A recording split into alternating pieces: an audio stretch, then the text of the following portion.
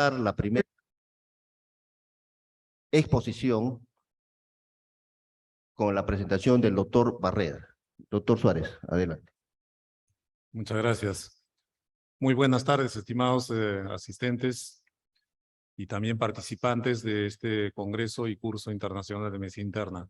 En esta oportunidad vamos a tener la suerte de escuchar la presentación de tres distinguidos colegas, participantes, ponentes en tres ponencias muy interesantes.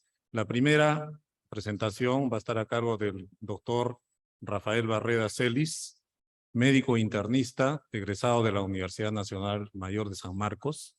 Él desarrolla su labor asistencial y académica docente en el Hospital Nacional Alberto Sabogal Sologuren de Salud.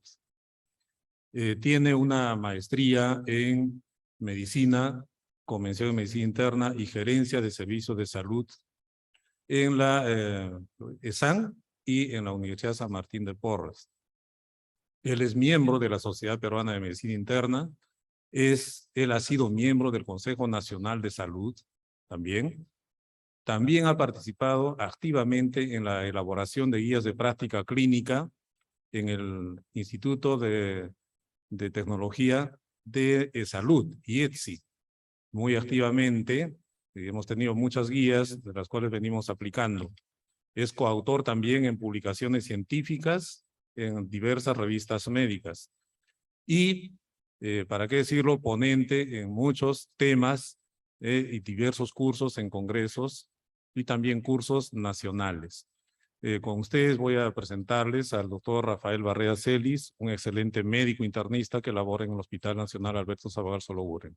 Un aplauso para él, por favor.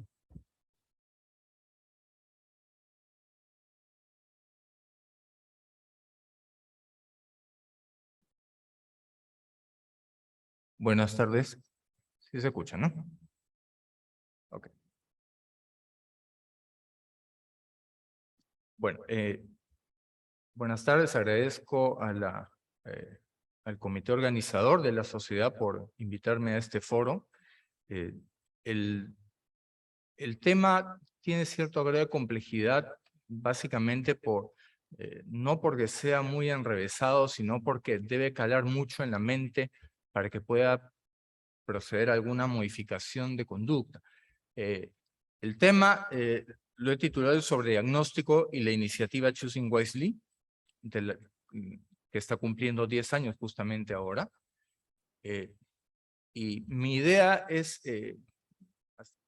un inception, por lo menos ingresar una idea básica en la mente. No es posible en estos 20 minutos desarrollar todo el tema, pero por lo menos esa idea espero que cale y que germine para que un poco tomemos conciencia de dónde estamos en este momento, en esta etapa de lo que es el sobrediagnóstico. Algunos datos básicos sobre el tema. Primero, los gastos en el cuidado de la salud se han incrementado a tasas que son realmente insostenibles. La inflación médica ha superado con creces a la inflación global. Antes, la inflación médica era un 4 a 5%, hay lugares donde está entre 8 y 10%. Este es un dato básico.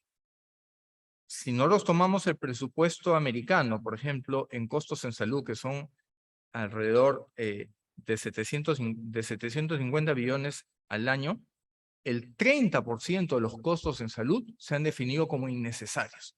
30%. Y de ese monto, que es 750, unos 210 billones son exámenes de laboratorio innecesarios. Frente a esta realidad, también se han hecho encuestas en diferentes países y se ha identificado que alrededor de 1/3 de los médicos ceden a solicitud o exigencia de los pacientes a indicar pruebas y procedimientos adicionales, aun cuando el médico sabe que no son necesarios. Esos factores los vamos a ver ahora. Y en realidad, así como en todas las cosas, el exceso no siempre es bueno. En salud, el exceso en cuidados tampoco es adecuado.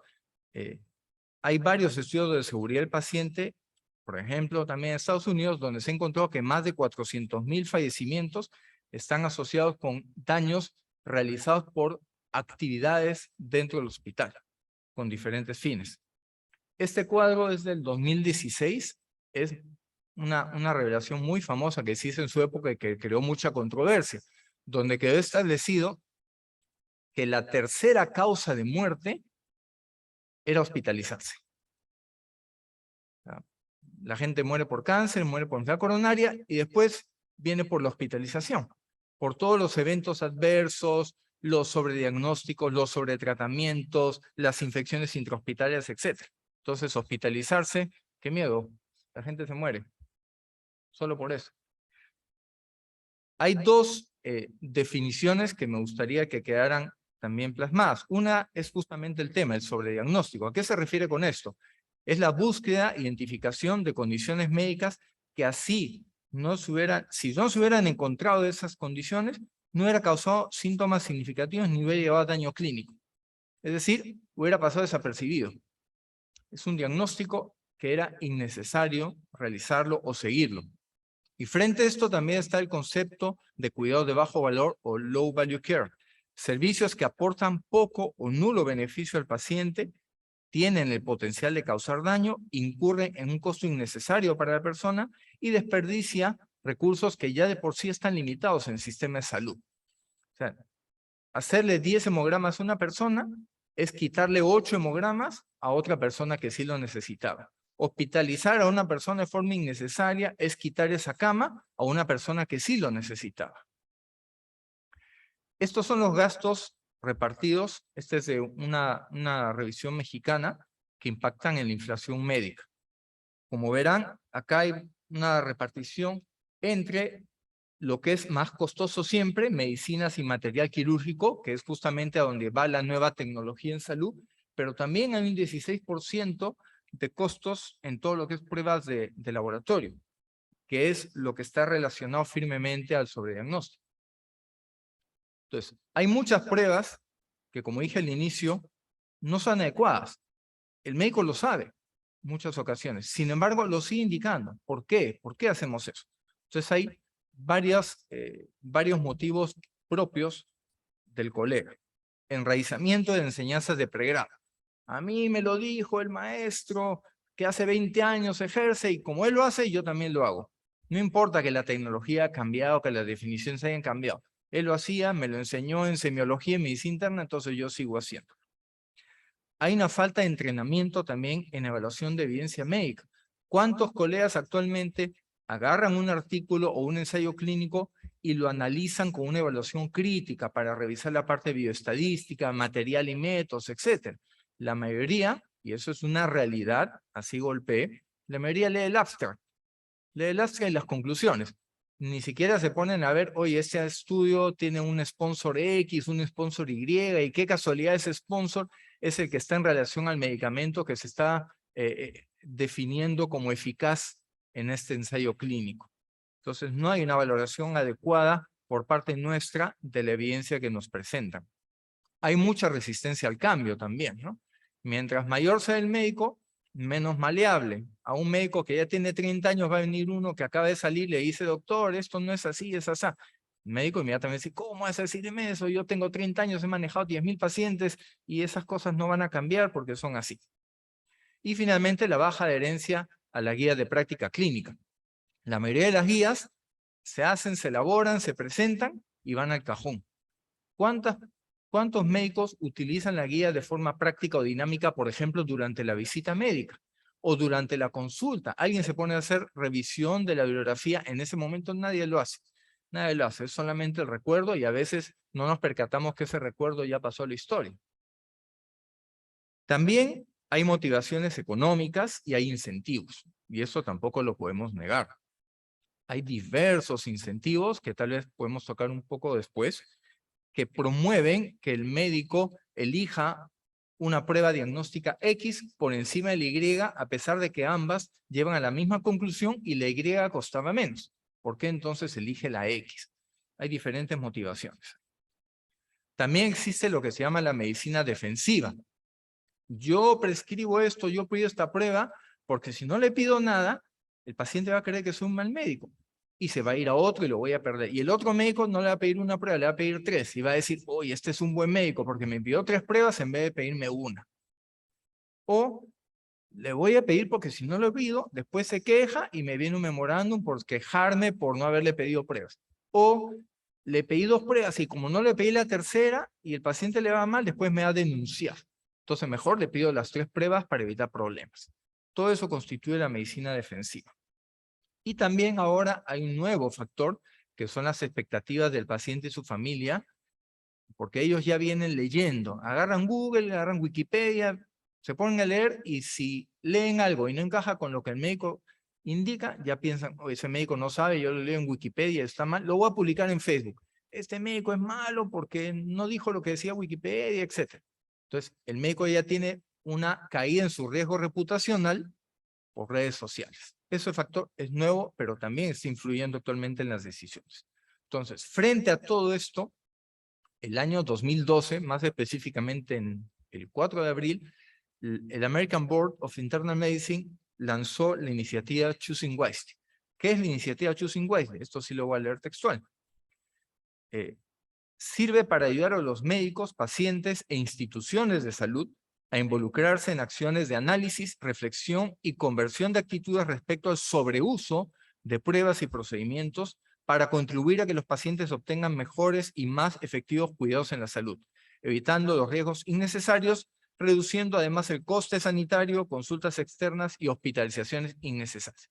Todo esto se resume, ¿qué no hacer? Es así de fácil. En las universidades a nosotros nos enseñan qué hacer. Nadie nos dice qué es lo que no debes hacer. Y ese no debes hacer es un amplio umbral de problemas donde justamente está incluido el sobrediagnóstico y aparte el sobreuso y otros temas que también van a ser tocados en las exposiciones posteriores.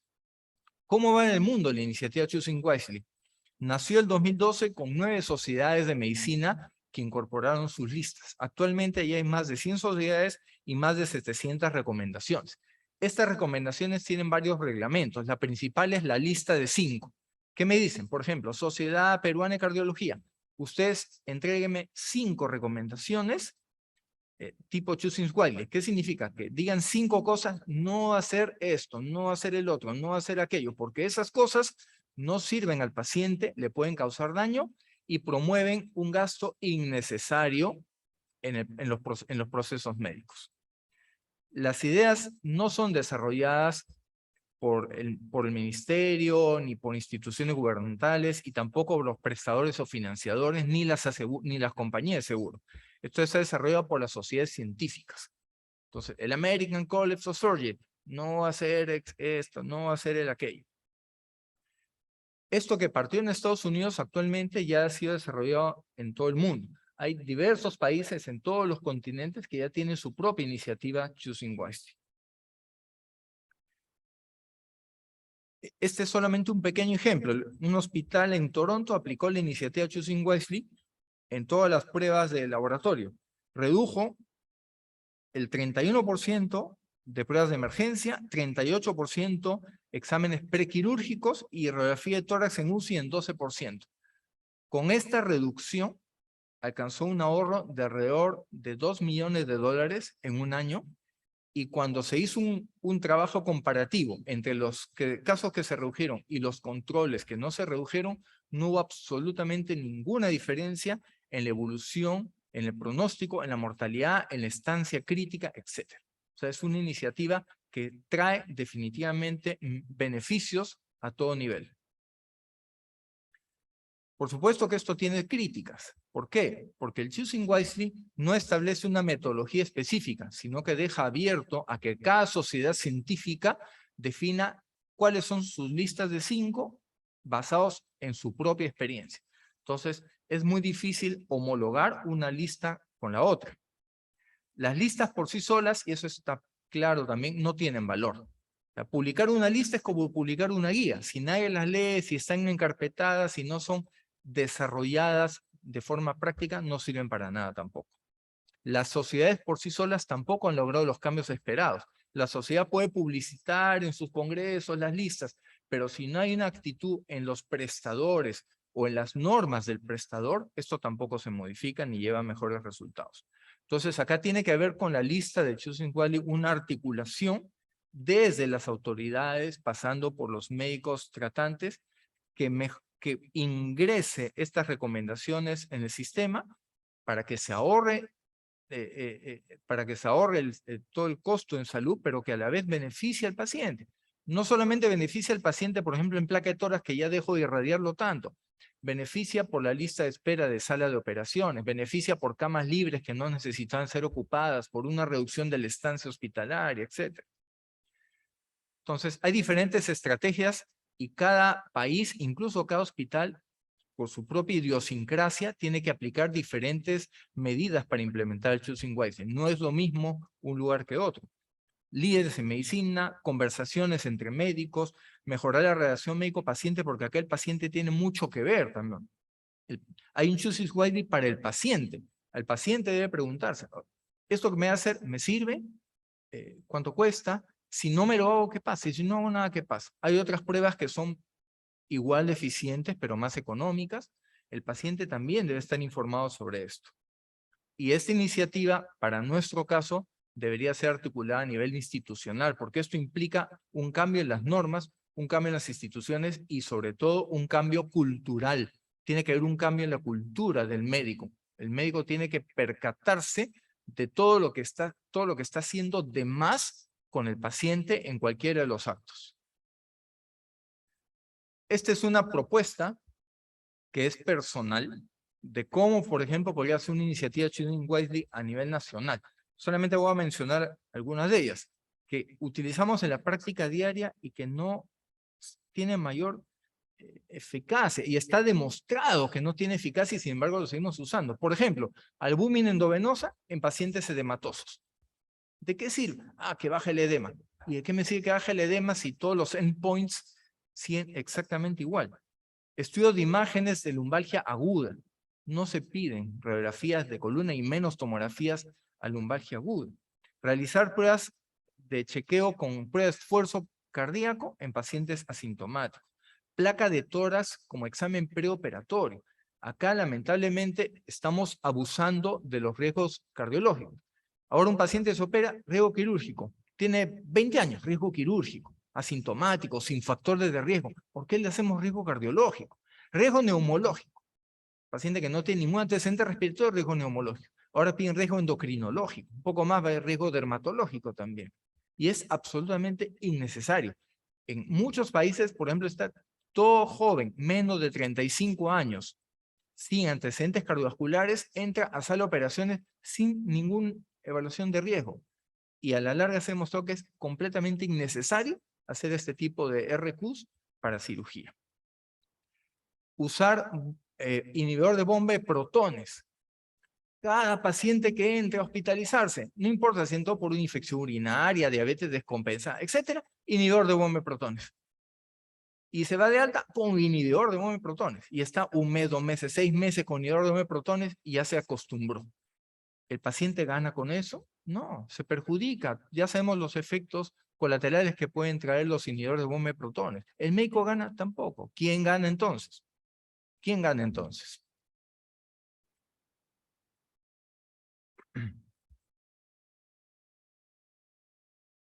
Ahora, hay otros factores fuera del fenómeno cultural propio del médico que también tienen relación con esto. Uno de ellos es el sobrediagnóstico por ampliación de enfermedades. Hay 3 categorías y esto tiene que tenerse en forma muy práctica. La diabetes era así, ahora es asá en prevalencia. La hipertensión es así, ahora es asá en prevalencia. ¿Por qué? Porque ahora nos hemos creado las preenfermedades. Ahora hay prediabetes, prehipertensión, predemencia, preautismo, pre-EPOC, prefibrosis. Y se elaboran criterios muy bonitos para definir esos pre.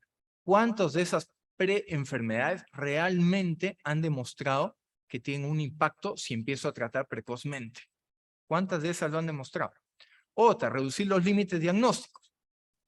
Cuando yo era alumno, la glucosa en diabetes tenía que ser mayor de 140. Después bajó a 125, 110. Ahora ya está en 100. Prediabetes. Glucosa 100, ya. Hay que empezar a tratar. Realmente se ha demostrado que esa expansión de criterios diagnósticos tenga un gran efecto en la persona. Por supuesto, esto puede crear, como dice eso, la prediabetes, han demostrado realmente. Y tecnología para diagnóstico precoz. Ahora cada vez se hacen mejores aparatos para hacer un diagnóstico precoz. Antes tenía que haber 4 células, ahora con el aparato encuentro una célula, ya. Por tanto, empiezo el tratamiento. Tenemos que darnos cuenta que a menores niveles de inicio de terapia, la población a tratar se expande. Mientras más población tenga, más pruebas de laboratorio, pero también más consumo de medicamentos. Empiezo más estatinas, más precozmente antiagregantes, más precozmente, por ejemplo, los inhibidores de bomba de protones. ¿A quién beneficia eso? Y cuando se ve la valoración de las diferentes escalas diagnósticas que hay ahora, se encuentra que en ninguno de esos casos se evaluó si podía llevar a daños potenciales por expandir definiciones. En un caso que vamos a ver de próstata nos va a aclarar este tema. Acá hay diferentes vías por las cuales las definiciones han existido. Entonces vemos hipertensión, predemencia, nivel de colesterol cada vez baja más para empezar a tratarlo. ¿Por qué? Porque dicen, no, que ya que se detecta precozmente la hipercolesterolemia, empezando el tratamiento va a ir la progresión cardiovascular, etc. ¿no? Enfermedades como artritis reumatoide, también, ahora artritis precoz. Yo no estoy diciendo que pongamos todo en un mismo saco y decir que todos los pre son malos. Lo que tenemos que hacer es revisar críticamente la evidencia que demuestra que el diagnóstico más precoz realmente lleva a un impacto mayor en las variables clínicas de los pacientes. Acá les pongo unos ejemplos de supuestos sobre diagnóstico. Se modificó la definición de autismo y se redujo el nivel de edad a partir del cual se diagnosticaba, la prevalencia de autismo aumentó de un año a otro en 76%. Con la prehipertensión, nosotros estábamos con los valores de 140 y salió un ensayo clínico, que fue el ensayo SPRINT, el cual hizo la comparación entre 140 y 120 milímetros para ver si había diferencia en mortalidad. Y como encontraron que con más de 140, que menos de 140 había un poco más de mortalidad que con 120, a partir de ese estudio, la American Heart Association dijo, ok, prehipertensión a partir de 120. Otras organizaciones no lo siguieron. La American Family Physician Doctors dijo, no, nosotros nos vamos a mantener con el valor de 140. Y con ese cambio que hizo con el sprint trial, la prevalencia aumentó de 32 a 46% de hipertensos. Esa diferencia implica medicamentos. ¿Sí?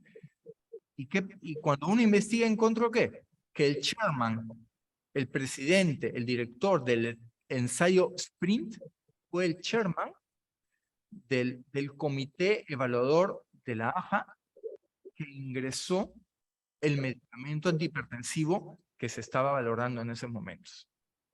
Un claro conflicto de interés, pero eso no se analizó. Prediabetes. Se redujo el valor de glicemia de 110 a 100, y en China, por ejemplo, redujeron la hemoglobina glicosílica de 6 a 5.7. Con eso, en China, aumentó los casos para tratamiento farmacológico del 26 al 50%. Eso implicó 500 millones de personas más en China para empezar a dar tratamiento precoz. Solamente con esa modificación de 110 a 100 de glicemia.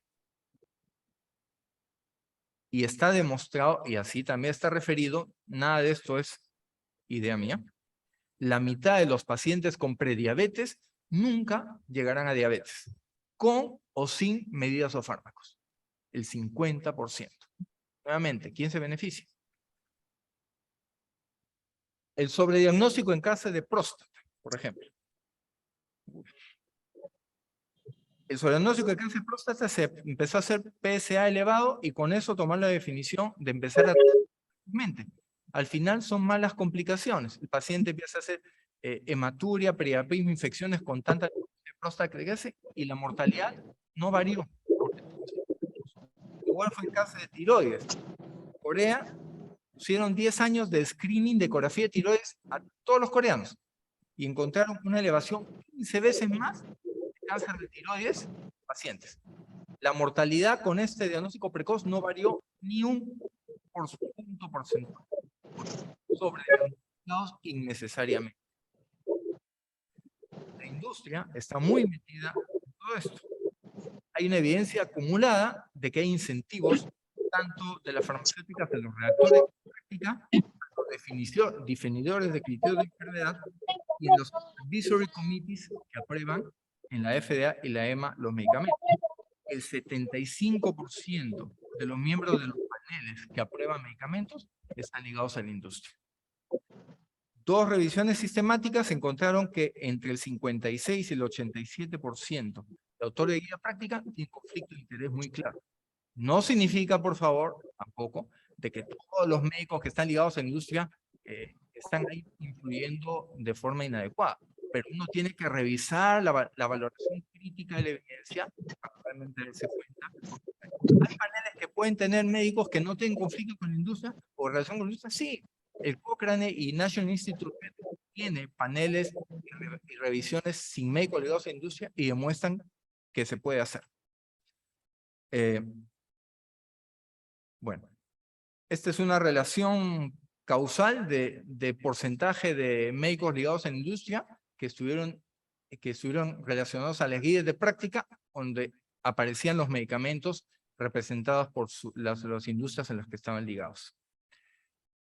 Esto es la relación de los CEOs y los costos increciendo en salario que perciben también y que están ligados a la industria y a las guías de práctica clínica que se aprueban en relación. Entonces, valoremos mejor qué tanto estamos revisando la evidencia. Estamos viendo de lo que dice la guía, lo estamos siguiendo así tubularmente, o que incluso acá también con nosotros presentamos alguna declaración, tal medicamento es mejor que el otro, ya, lo creemos. Pero hemos revisado nosotros la evidencia, hemos visto de dónde viene, hemos visto conflictos de interés, hemos visto qué tanto realmente va a beneficiar a la persona a hacer diagnóstico o reduciendo el valor puntual diagnóstico. Hay toda una serie de cosas que están detrás. Entonces, nuestra intención ahora es simplemente crear, como les digo, ese contexto. Soluciones, entonces, finalmente. Minuto, doctor. Las soluciones. Una educación universitaria de pregrado. Tiene que haber un mayor enseñanza en ética, evaluación crítica de la evidencia. Eso recién lo estamos haciendo en el posgrado acá. Eso debe enseñarse desde pregrado. Economía en salud, que nosotros no le preguntamos a los alumnos, ustedes de farmacoeconomía, costo-efectividad, etcétera. Nadie sabe. Eso debe enseñarse. Tiene que implementarse las iniciativas del tipo Choosing Wisely en las sociedades médicas y legislación nacional. Tiene que haber supervisión de trabajo de investigación y conflicto de intereses. Eliminar incentivos económicos por cantidad de pruebas solicitadas. No puede ser que pidamos tomografía porque por cada 3 tomografías me haya un cheque. Esas cosas no deben seguir. Tiene que haber monitoreo de tendencias para corrección y tiene que haber leyes que obliguen al cumplimiento del principio de farmacoeconomía. Si no, nuestro sistema de salud, igual que está pasando afuera, va a colapsar porque todas las nuevas moléculas son de muy alto costo y va a llevar al colapso económico.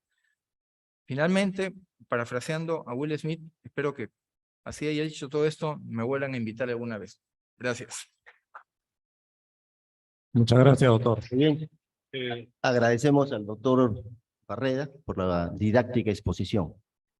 Continuando con esta tarde, vamos a tener el gusto de presentar al doctor Eduardo Penny Montenegro. El doctor es tremendamente conocido en nuestro medio nacional e internacional. Él es especialista en medicina interna y en geriatría. Es past presidente de la Sociedad Peruana de Medicina Interna, Sociedad Latinoamericana de Medicina Interna, Sociedad de Gerontología y Geriatría del Perú. Además es coordinador regional andino del Foro Internacional de Medicina Interna, académico asociado a la Academia Nacional del Perú, es máster del American College of Physicians, es fellow del American Geriatric Society, coordinador de geriatría clínica de la Clínica Delgado y medalla de oro al mérito extraordinario por el Colegio Médico del Perú. El doctor Meri nos va a tratar un tema de gran importancia y que tiene impacto en la calidad de la atención de la salud y además el costo-beneficio, ¿no? El tema es inercia terapéutica. Doctor Penny, adelante. Muchas gracias, doctor Contreras. Bueno, buenas tardes con todos. El ejercicio de la medicina tiene una serie de problemas, y eso es evidente. Acabamos de escuchar al doctor Barreda conversar sobre el problema del sobrediagnóstico y sobretratamiento, y ese es uno de los problemas que tenemos. Yo voy por otro lado, que también es un problema, un serio problema, que es lo que denominamos nosotros la inercia terapéutica en la práctica clínica.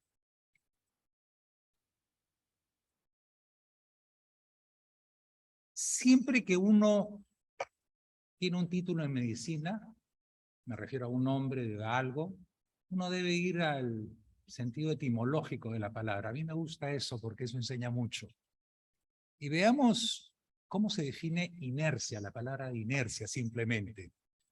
La definimos como inacción, desidia, apatía, flojedad, abulia, displicencia, pereza, dejadez, pasividad, falta de ganas o resistencia a la modificación de algo. Y ese es un concepto muy importante, probablemente más importante de lo que vamos a conversar hoy día. La tendencia general es que las cosas continúen igual. Esa es la tendencia natural. Salvo que algo haga que las modifique. Ya puede ser la iniciativa que tiene uno para modificarlo o algún tipo de consecuencia. Pero para cambiarlo, es necesario ser consciente que realmente se requiere hacer un cambio. ¿Para qué? Para poder cumplir, digamos, el objetivo que nos hemos planteado. El estar en piloto automático, o como yo llamo el estado constante de supervivencia, sin tomar conciencia de los objetivos a alcanzar, la tenemos en la mitad de las personas. Hay una inercia propia del ser humano en relación a eso, ¿no? Nos dificulta, nos molesta, nos fastidia salir de ese llamado actualmente estado de confort. ¿Qué es la inercia clínica? Este es un término interesante, citado por primera vez en el año 2004, pero está citado como tal en el año 2004, pero obviamente es un conocimiento ancestral que tenemos nosotros de lo que era la inercia. Por eso es que comenzaba yo definiendo etimológicamente la palabra.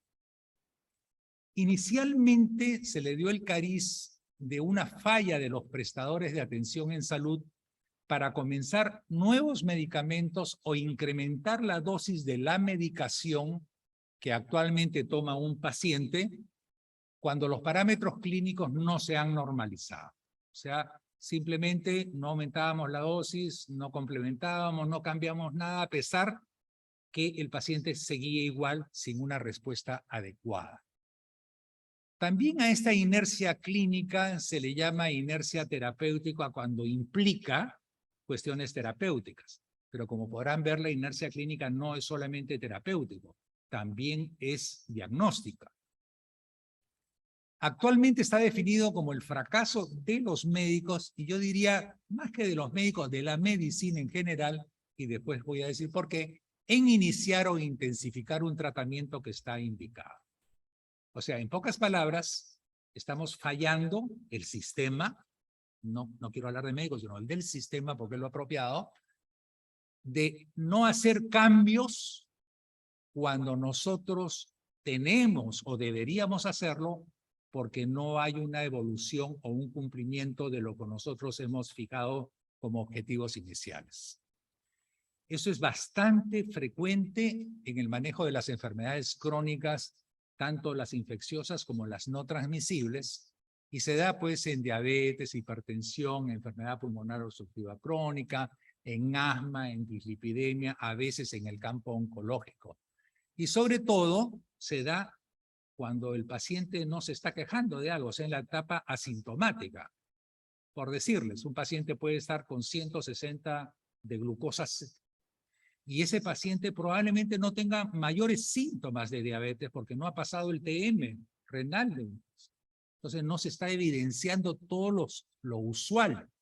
Y si nosotros no le hiciéramos un análisis en este momento, no sabríamos que el paciente esté en 160 realmente, ¿no? Ese es un ejemplo. O si no le tomamos la presión arterial, no podemos darnos cuenta que el paciente está fuera de los objetivos que nos hemos fijado para decir que ese paciente está adecuadamente tratado. Y también forma parte de la inercia clínica cuando nosotros no consideramos los factores de riesgo o comorbilidades que van acompañando a la enfermedad de fondo.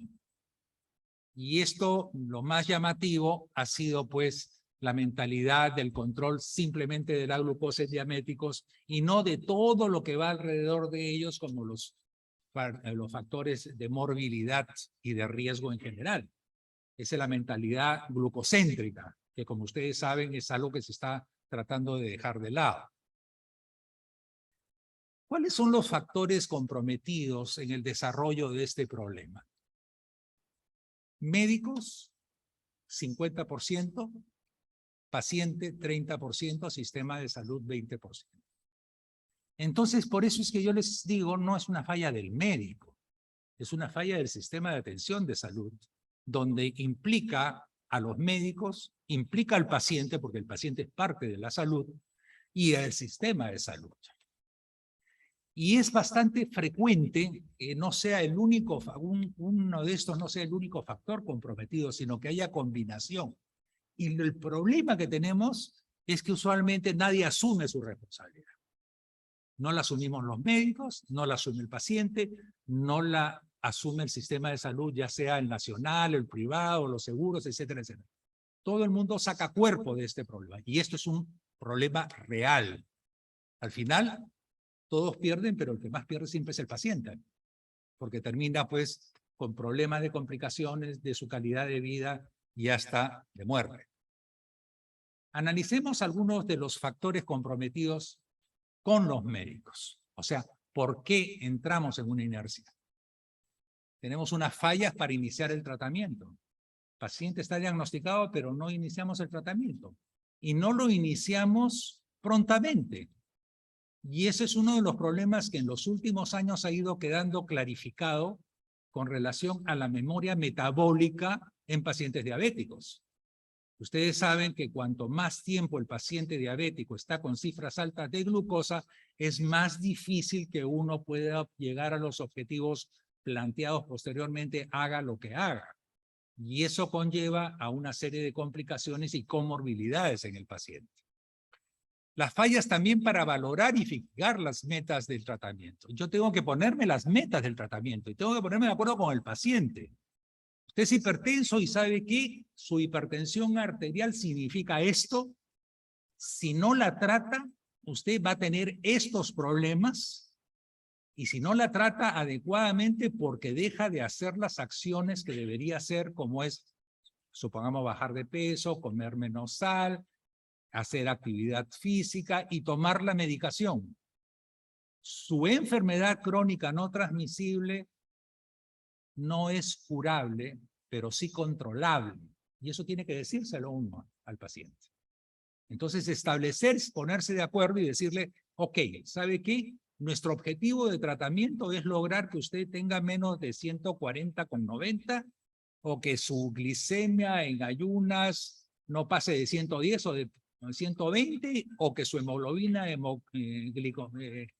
glicosilada esté en menos de 7%, de acuerdo a las características del paciente y en conversación con el paciente. Se hace un contrato con él desde ese punto de vista. Pero uno tiene que tener muy claro, y el paciente tiene que tenerlo muy claro, y el sistema de salud tiene que tenerlo muy claro. Subestimar las necesidades del paciente también es un problema. No estimamos muy bien adecuadamente y caemos nosotros en el problema de la inercia. La falla en detectar comorbilidades, la mala relación que uno pueda tener con el paciente genera esto. si no hay un buen rapport, o sea, una buena relación entre el médico y paciente, aunque le parezca mentira, el paciente mismo, digamos, va en contra de su propio tratamiento a pesar de que eso le puede salvar la vida. Y muchas veces el médico, al no sentirse bien con el paciente, deja de hacer cosas que debería hacerlo. Miren de lo que estamos hablando. Pero eso es humano, lamentablemente. Debería ser perfectamente controlado, pero es humano. Y eso es lo que pasa en el día a día. Atención insuficiente del tiempo con el paciente. No tenemos tiempo para explicarle, no tenemos tiempo para decirles cuáles son las metas, no tenemos tiempo para examinarlo adecuadamente, aunque siempre yo les recuerdo que la evaluación médica de un paciente no queda en la primera consulta.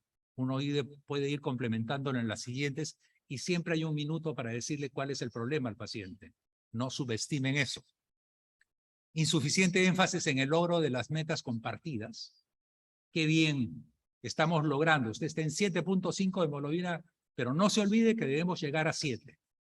Y que cuando lleguemos a 7 vamos a quedarnos contentos, tranquilos, etcétera, etcétera, pero tiene que mantener su tratamiento para lograr adecuadamente estas cifras. Y eso es uno de los problemas que tenemos nosotros con la falta de control con enfermedades como la hipertensión y la diabetes. Usted está magníficamente bien, su presión ya se le normalizó, entonces el paciente agarra y dice, ya puedo dejar mi medicamento. Entonces hay que explicarle que no puede dejar el medicamento, que el medicamento está logrando el objetivo que nos habíamos planteado y que cuando suspende el medicamento vamos a tener problemas. Y lo que es peor, que probablemente todos hemos visto en la práctica diaria, es que el médico le dice, ya logramos la cifra, ya está usted bien, ya está curado, suspende el tratamiento antihipertensivo. A veces usando drogas que al retirarlas producen un rebote mucho más grande y ahí vienen los infartos, los accidentes cerebrovasculares, etcétera, etcétera. Entonces hay que hacer énfasis en esto y hay que prestar siempre una atención reactiva más que proactiva. Nosotros somos los que estamos manejando la pelota en ese sentido. Nosotros sabemos lo que va a pasar con ese paciente en un futuro cuando nacemos. Entonces tenemos que ser mucho más proactivos que reactivos. Hay factores por parte del paciente que es también importante. Ellos tienen miedo a la aparición de eventos adversos porque se les está subiendo la dosis de la medicación o se está complementando con este fármaco. Entonces tenemos que explicarle por qué lo estamos haciendo. También el problema de la polifarmacia, que no solamente incluye problemas de interacciones y mayores posibilidades, sino también mayores costos. A veces el uso de múltiples dosis nos da un problema de inercia, porque el paciente decide no tomar la segunda dosis de una medicación que tiene que ser tomada cada 12 horas. Y por eso es que es preferible a veces utilizar un fármaco que cubra las 24 horas. La otra es, se olvidan, pues todos tenemos derecho a olvidarnos. Entonces hay que tener un esquema por el cual el paciente no se olvide. Probablemente los esquemas relacionados a los alimentos sean los más adecuados, pero no hay mucha gente que no come. Por lo tanto, no toma la dosis de la noche, que puede ser vital. Entonces uno le dijo, tome usted en la cena. Sí, doctor. ¿La ha tomado? No. ¿Por qué? Porque yo no ceno, doctor. ¿Cómo que no cena? No, toma un lonche de comida. Y el lonche de comida no lo considera cena. Y deja de tomar una dosis. Esas son realidades que aprendemos nosotros en el día a día. También está el problema de costo, que es un problema sumamente importante. Aumentar una dosis o aumentar la dosificación o aumentar un medicamento, pues lleva a mayores costos. La negación o rechazo a la enfermedad lleva a la gravedad, ¿no? Problema común en el paciente, rechazo. No, yo no sufro de esto. No, yo no. Doctor, podrá decirme que la presión está elevada, pero yo no siento dolor de cabeza. Por lo tanto, ¿para qué voy a tomar el medicamento? Usted se ha equivocado. O lo peor del caso es que no le dice al médico que no está tomando la otra dosis. Y nosotros estamos asumiendo que sí la está tomando. Baja percepción de los peligros de la enfermedad, por eso es importante conversar con el paciente desde un inicio. La ausencia de síntomas también hace que sea más difícil que el paciente esté en la adherencia y no pase a un estado de inercia. La desconfianza en el médico, la pobre comunicación. Yo no confío en el médico. Yo he hecho una encuesta online. Son varias cosas. Hoy día, la mañana sí es acá, en la piel. De gente. Y siento que esta parte, no, me duele un poquito esta parte. Que ténganlo por seguro que no se lo va a decir a ustedes. Lo otro también es justo acá de las facturas. Simplemente lo va a decir en una encuesta, que es anónima. Pero eso existe, Siento un dolor es real, esto es una de evidencia. rato en rato. Y esto muchas veces se produce porque hay una pobre La parte de la foto bien. y el paciente. Bajos niveles educativos, además decirlo, que muchas veces nos causan los problemas porque no entienden el problema. El estilo de vida y creencias del paciente, ¿Qué enfermedades tienes o has tenido? digamos, todo lo que haga. ¿Tu peso normal, sin variación? Ha variado. Yo recuerdo que cada persona es 50 y 60 kilos. Según Pero los también hay 4 problemas meses. de inercia relacionados con el problema de salud, falta de cobertura ¿Por con qué no falta peso? Probablemente que no estoy comiendo, no estoy comiendo. petitorios insuficientes. No con peso, porque por el trabajo. No es por un tema de que no puedes comer. No es por temas que no puedo comer. lo vemos todo lo que hacemos a un nivel de No, prestación. volvemos a las 5, 6. En otros casos, la necesidad de autorizaciones por determinados ¿Estoy todos los días? antibióticos. Entonces, para no pedir la autorización de comer, no se lo doy. Tiene dolor acá. El paciente se está Hoy hundiendo. ni empezó. Hoy día empezó. Y esto me ha salido el día de... Ayer comenzó con una información, pero yo pensé que era un gatito. Y hoy se puso bien feo. Tratamientos de bajo costo versus efectividad. Cuando pasas salida te molesta.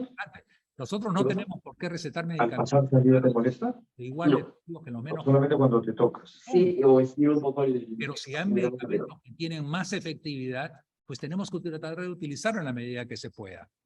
Lo que nunca debe haber es inmovilidad. Yo no te manejo tu diabetes porque no tengo acceso a un agonista GLP. No, eso nunca, jamás. Siempre hay algo en medicina que podamos hacer por el bienestar del paciente. Traslado de sobrecostos al médico tratante, el perverso sistema terrible, ¿no? Termina pagando, es el médico, injustamente. Es el médico. También igual cuando te tocas o ya de por sí está Pagando variando. más No, las clínicas reteniendo el Como sello que es el dolor. que les corresponde por el trabajo.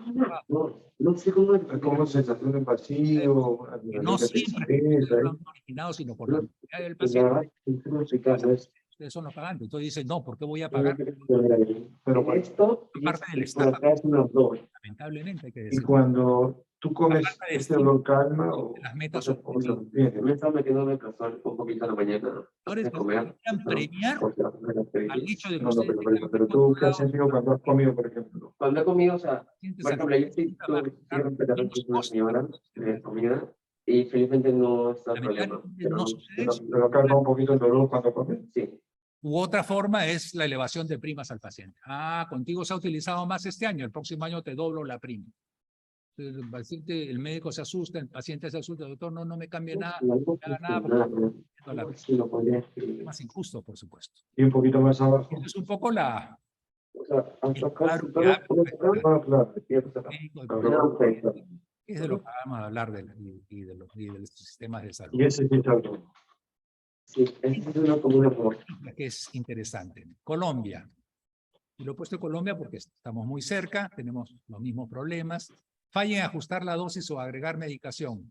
En diabetes mellitus, 60%. Es un estudio de ellos. Ojo.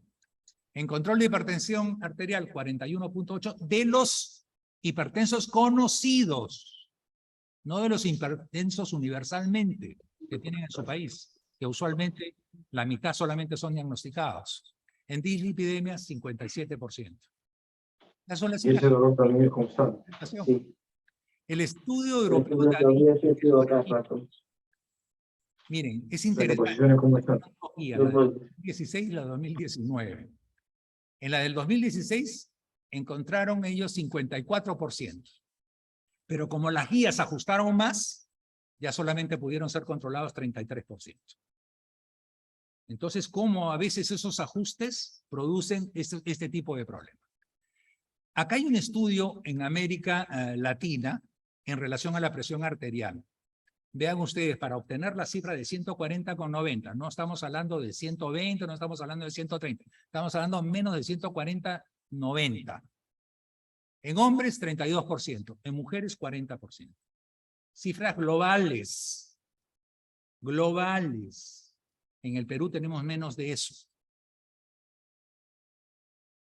Estados Unidos, del dos cuadros comparativos, 1999, 2002, 2003, 2006, para la meta de menos de 7% con hemoglobina glicosilada en pacientes que tienen más de 20 años, que es lo usamos 18 o 20 años, depende, ¿no? Vean ustedes las cifras. Perdón.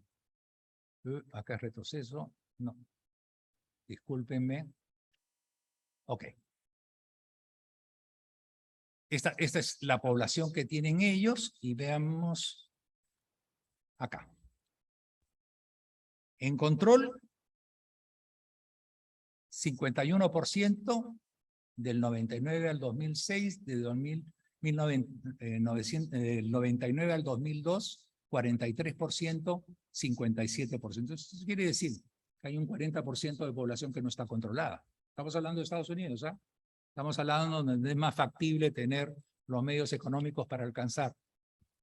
Este es lo reportado por la revista de Salud Pública, 2007, en Latinoamérica, donde participaron estos países: Argentina, Brasil, Chile, Costa Rica, Ecuador, Guatemala, México, Perú, Venezuela, en población de diabéticos tipo 2, para ponernos de acuerdo, de 18 a 75 años, 3.500 pacientes, 377 médicos. Vean ustedes, la meta, menos de 7%, la tuvieron en el momento del diagnóstico, el 22.4%, en el momento del último test que le hacían, 43.2%. Esto quiere decir que aquí hay 50% de los pacientes, o más del 50%, 55% que no estaban en control. Y este es un estudio no publicado y que se lo agradezco al doctor Roca, que gentilmente me lo ha cedido y que va a salir próximamente en publicación. Este es un trabajo hecho con endocrinólogos de diferentes partes del país. Vean ustedes, menos de 7 está el 57%.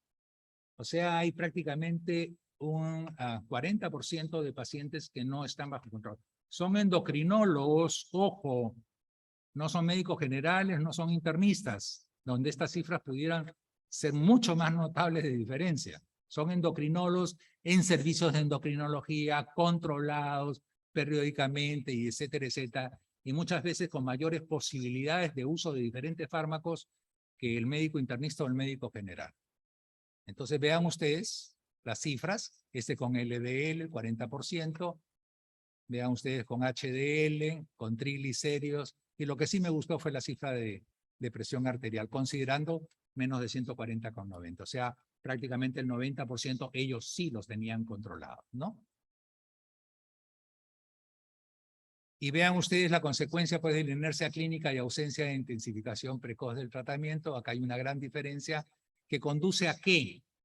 Conduce a mayor cantidad de infarto, a mayor cantidad de accidente cerebrovascular, a mayor cantidad de insuficiencia cardíaca y a una serie de episodios cardiovasculares combinados. Y eso es cuando uno no maneja adecuadamente este tipo de problemas en la diabetes.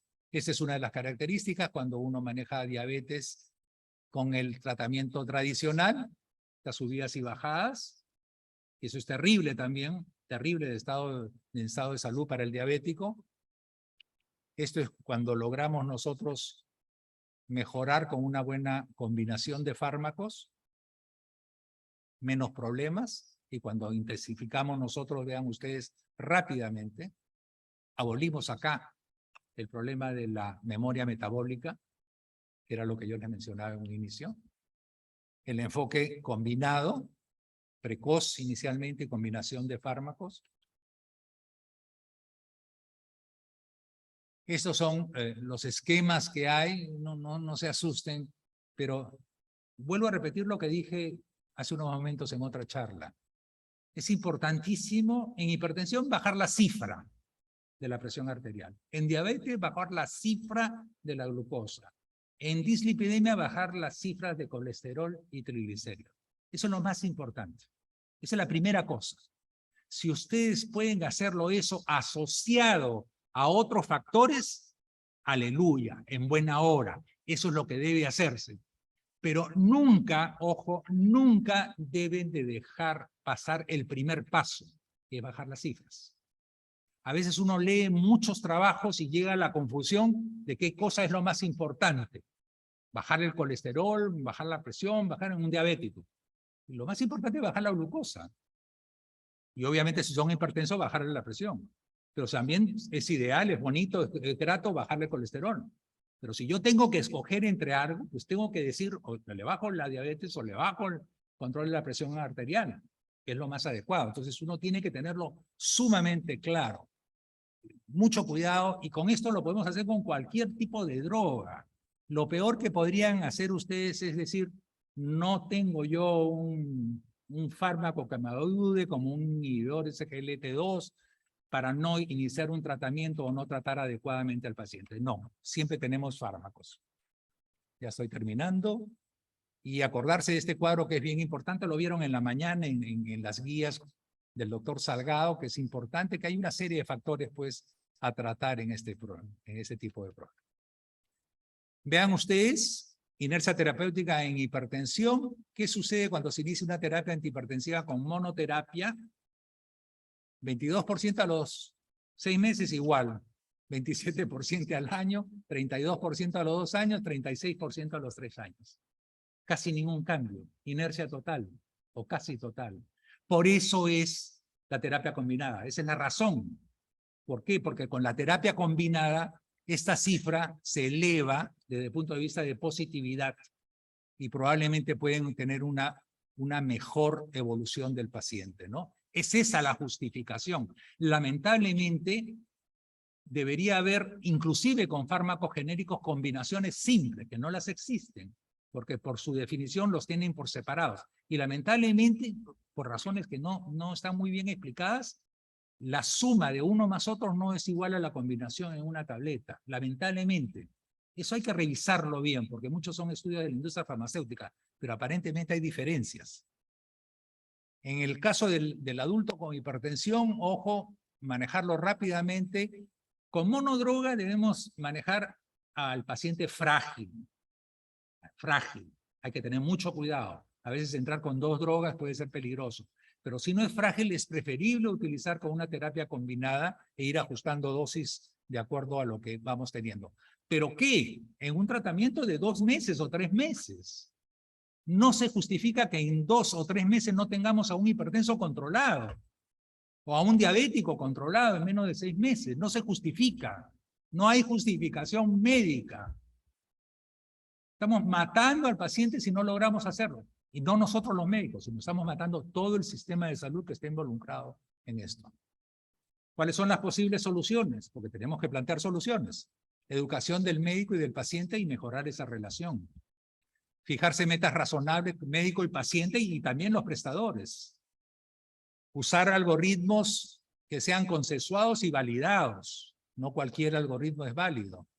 Implementar sistemas de auditoría médico-administrativa. Pues tenemos que ser controlados. Doctor, su paciente ya tiene 1 año de tratamiento y sigue hipertenso. Doctor, ¿qué le pasa a usted? Tiene que ser usted razonable en que está cometiendo un problema contra la vida de este paciente. Pues alguien te lo tiene que decir. O se lo dice el jefe o se lo dice un administrador. Yo prefiero que lo diga mi jefe médico, obviamente. Implementar, después generar data actualizada y darla a conocer es muy importante. El uso de fármacos efectivos, tolerables, perdón.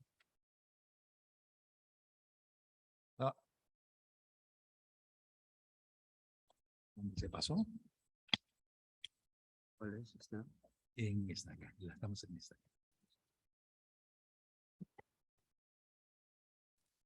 Ya, gracias. Programas de atención integrada con otras profesiones. Lo conversaba en la mañana. Nosotros, si manejamos a un paciente diabético, tenemos que conversar pues, con una nutricionista. Si el paciente tiene problemas de discapacidades asociadas a su diabetes, tenemos que conversar pues, con fisioterapia. Trabajar solos ya no es un concepto válido. Tenemos que hacer una medicina integrada por el bien del paciente. Nosotros no sabemos de nutrición, nosotros no sabemos de fisioterapia. Con la justa sabemos diagnosticar y tratar, y muchas veces mal. Entonces tenemos que hacernos una autocrítica en ese sentido, ¿no? Y también tenemos pues que comprometer obviamente a los prestadores de salud. No es posible que ellos sigan abusando del sistema para ganancias solamente y que no nos proporcionen todo lo que ellos deberían proporcionarlo, porque además los pacientes son los que pagan los seguros sociales privados. Los pacientes de salud son todos los que pagamos y tenemos que exigir. Y todo lo que pagamos impuestos al comer o al hacer algo en nuestro país, paga un IGB y el Estado tiene que darnos salud. Pueda que no nos dé el plus de la salud, pero sí tenemos que exigirlo, es muy importante. Y somos los médicos los que tenemos que exigir. Y tenemos que decirle a los pacientes que ellos deben aunarse, ¿para qué? Para presionar a los prestadores de salud por el bien de la salud en el país. Lo peor que podríamos hacer es no enfrentarnos al problema. Este es un problema serio, así como es el problema que nos conversó el doctor Barreda de sobrediagnóstico y sobretratamiento. Este es otro problema, eso es otro extremo. Pero ambas cosas hacen un mal manejo de la salud en nuestro país. Muchas gracias. Agradecemos al doctor Penny por su brillante exposición. Finalmente, para cerrar este bloque académico, vamos a tener la oportunidad de presentar al doctor Alberto Ruiz Cantero, el jefe del Servicio de Medicina Interna, Hospital de la Serranía, Ronda Málaga, España, ex coordinador y ex consultor del grupo de trabajo, paciente pluripatológico y edad avanzada de la Sociedad Española de Medicina Interna, ex presidente de la Sociedad Andaluza de Medicina Interna y Visiting Research Fellow Center for Global Health Innovation, University Health Network and University of Toronto, Canadá. Doctor Alberto Ruiz, adelante.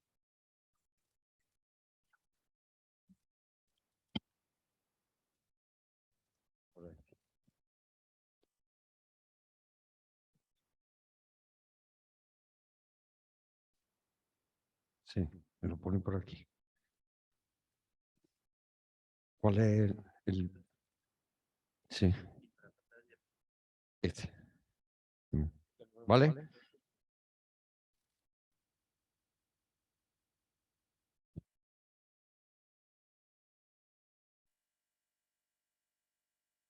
Eso se cae. ¿Ya? Bueno, después de robotizarme, buenas tardes. Mi agradecimiento a la organización por su invitación. Y voy a complementar, no quiero decir solapar, que no nos solapemos el doctor Barreda y yo por su excelente exposición de sobrediagnóstico y sobretratamiento. Voy a complementar algunas cosas sobre lo que él ya ha comentado. Y les voy a hablar de la sobreutilización, el overuse, ¿no? O el sobreuso. No tengo ningún conflicto de interés con esta exposición y les pido que reflexionemos sobre determinadas cosas. La sobreutilización, el sobrediagnóstico y la obstinación diagnóstica, el sobretratamiento y la obstinación terapéutica. ¿Qué es la sobreutilización? El sobreuso es la prestación de servicios de salud cuyos daños potenciales superan los beneficios potenciales y es una amenaza tanto para el valor como para la calidad de la atención en los sistemas de salud de todo el mundo. ¿Qué ocurre con la sobreutilización? Como ven en la diapositiva, hay una serie de consecuencias negativas para el paciente, como es la física, psicológica, la carga de tratamiento, la social, la financiera y la insatisfacción. La sobreutilización son, en definitiva, son servicios que son innecesarios de cualquier manera. No le demos más vueltas y lo rodeemos con palabras más o menos bonitas, ¿no? La eliminación de servicios claramente ineficaces reduciría tanto el daño potencial a los pacientes como los costes excesivos. Nosotros podemos movernos aquí, en esta zona más oscura, negra, en esta zona gris o en esta zona blanca. La zona blanca son servicios claramente efectivos. Habitualmente nos movemos aquí, en esta zona gris. Y estos son claramente son servicios inefectivos. En las intervenciones en la zona gris se benefician muy poco o solucionan, o solo proporcionan un pequeño beneficio en relación a los costos. El coste-oportunidad, saben que las medidas de eficiencia se basan en la efectividad, la eficacia es la mejor de las condiciones, la efectividad es la vida real, y coste-oportunidad, coste-beneficio, distintas cosas que no voy a entrar en ello. En definitiva, es atender las necesidades de salud no satisfechas, lo que reduce los fondos disponibles, y aquí sí quiero hacer hincapié, para mejorar los determinantes socioeconómicos de la salud. Les voy a presentar 3 casos reales, 3 o 4. Es una mujer de 88 años, hipertensa, con asma bronquial, funciones superiores conservadas, Bartel de 65, ingresa por sepsis de origen abdominal. Tiene una buena evolución clínica y es de alta a su domicilio. Se le hizo un perfil lipídico. ¿Tiene sentido pedirle un perfil lipídico? Ninguno. Un coste absolutamente innecesario y además que no sirve para nada. Otro caso. Varón de 78 años con demencia vascular avanzada, Bartel de 0, 3 episodios de neumonía aspirativa, llega prácticamente en una situación terminal. De hecho, fallece a las 24 horas después de su ingreso en planta de medicina interna. Les repito que son casos reales, ¿eh? Las siguientes pruebas se le hacen en observación de urgencia. 3 hemogramas, 3 bioquímicas, 2 gasometrías, 2 estudios de coagulación, 4 electrocardiogramas y 2 radiografías de tórax. Y les repito de nuevo, son casos reales. Otro caso, una mujer de 50 años, se le hace un screening de cáncer de mama. En la primera mamografía le dicen que tiene un nódulo de características benignas, una ecografía mamaria con lo mismo, se le propone una biopsia del nódulo y la paciente dice que no se practica ningún tipo de biopsia. El radiólogo encargado de realizar la biopsia contacta por teléfono con ella para tranquilizarla porque no hay indicación de biopsia. Este radiólogo tuvo más cabeza que los anteriores, pero fijaros lo que responde literalmente la señora. Menos mal que alguien me da la razón. Tengo ese nódulo desde hace 25 años, pero todo el mundo me está diciendo que estoy loca por no querer hacerme la biopsia, ¿no?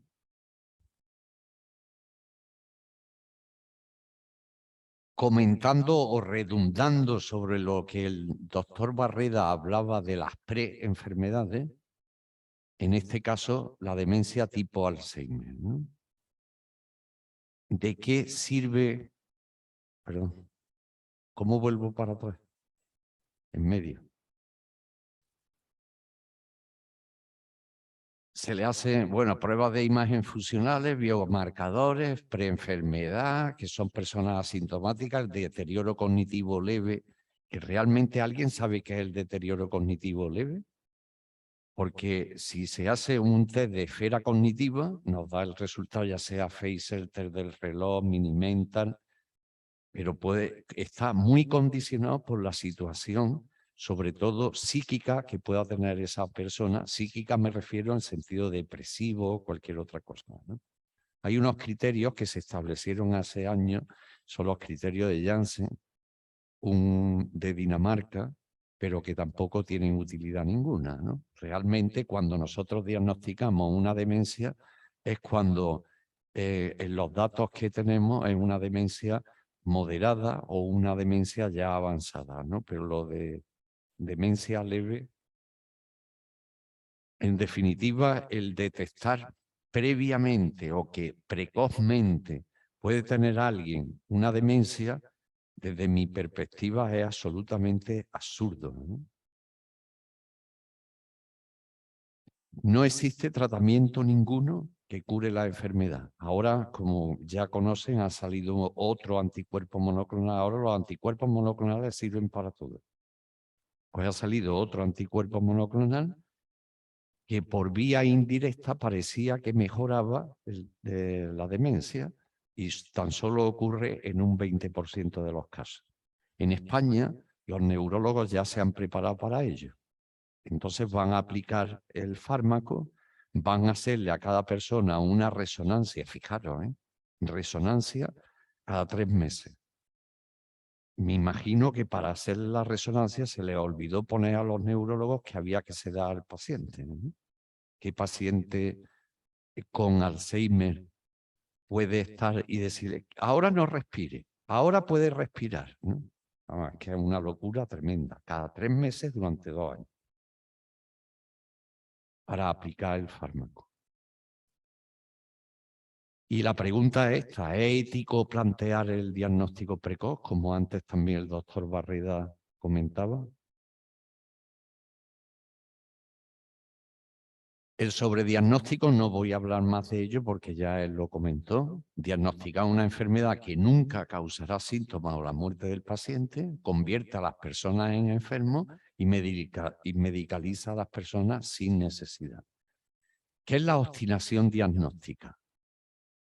Les voy a presentar un trabajo que hicimos nosotros en nuestro servicio en el año 2019, ¿no?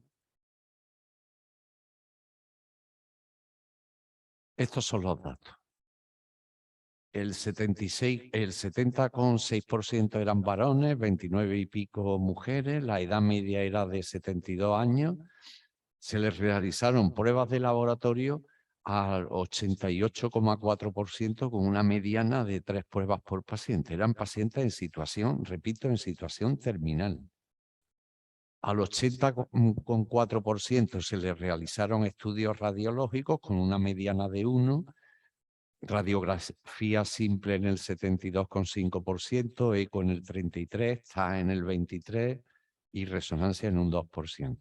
Y el 45,1% se le realizó una extracción de sangre en las últimas 48 de vida. O sea, absolutamente inútil y su sobreuso tanto de pruebas diagnósticas como a nivel también terapéutico. ¿Qué no es sobrediagnóstico? Los falsos positivos, el sobretest o el diagnóstico erróneo. El diagnóstico excesivo no es sinónimo de tratamiento excesivo, pero van acompañados. Volviendo al listado de Choosing Wisely, una de las cosas con Choosing es no recomendar cribado de cáncer de mama o colorectal o pulmón sin considerar la esperanza de vida. ¿Tiene sentido hacer screening de cáncer colorectal con 80, 85 años, también dependiendo de la situación individual de cada persona, ¿no? No realizar cribado de TAC de cáncer de pulmón en personas de bajo riesgo de padecerlo. El sobretratamiento se define como aquellos tratamientos médicos innecesarios, ¿no?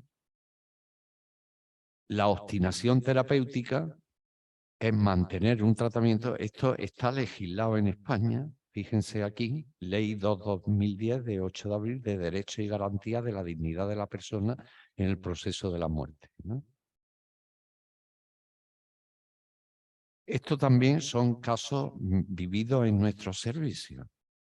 Fallecidos son pacientes con cáncer que fallecieron. Ahora estoy haciendo un sobreuso del traste. Bueno, como digo, son pacientes con cáncer que en lugar de morir en su domicilio mueren en el hospital en nuestro servicio. ¿Cuándo recibieron la última dosis de quimioterapia? De 1 a 30 días murieron el 33%, 18 pacientes. Antes de del 1 a 60 días, 55%, 90%, etc. Pero en definitiva el dato llamativo es este. ¿Cómo se consideran los cuidados paliativos? Dicho por la Organización Mundial de la Salud. Personas que se cree que tienen una expectativa de muerte en los siguientes 6 meses. 6 meses multiplicado por 30 son 180 días. Coño, otra vez.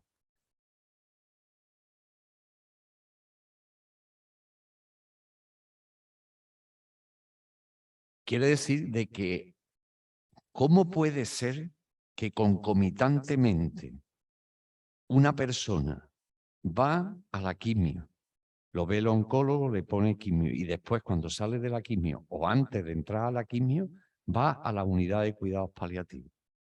Es un sinsentido, o en un sitio o en otro, ¿no?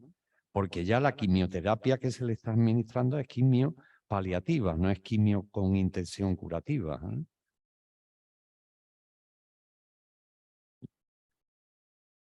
¿Qué no es sobretratamiento? Pues la prescripción inapropiada, la inercia terapéutica de la que hablaba anteriormente el doctor Penny o el tratamiento erróneo.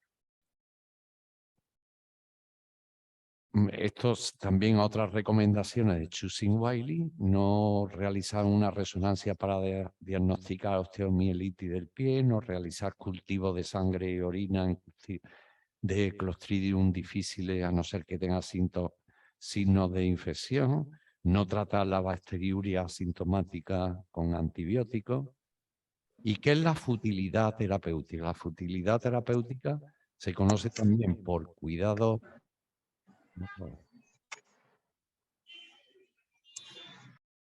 inútiles, atención inútil, y es tratamiento que no se espera que produzca ninguna mejora significativa en cualquiera de los síntomas o el pronóstico de la enfermedad. En definitiva es maleficencia. En todo ello siempre hay que considerar el pronóstico, si está en fase terminal o en fase agónica, si son personas con enfermedad única y luego distintas escalas pronósticas para ver qué se hace con esa persona. Esto es una publicación que hicimos de casos clínicos en la Sociedad Española de Medicina Interna. Y a mí me tocó este caso, que era una mujer de 85 años, histerectomizada por mioma uterino, diabetes mellitus tipo 2, dilipemia, insuficiencia cardíaca con FA y anticoagulación oral, hipertensa, demencia degenerativa tipo Alzheimer, enfermedad renal crónica en estadio 3, cumplía estas categorías de paciente pluripatológico, vive con su cónyuge de 87 años y que es su propio cuidador principal, y una hija acude a diario. Tiene un Barter de 30 puntos, Pfeiffer de 8 errores. ¿Qué medidas específicas tomar? Tiene un Profund mayor de 11, que significa que va a tener una mortalidad al año superior al 60%. Y un Paliar de 7, que significa una mortalidad a los 6 meses mayor del 60%. Pues los objetivos terapéuticos que en este caso habría que encauzar irían dirigidos a proporcionar confort y control de síntomas y evitar la futilidad terapéutica, ¿no?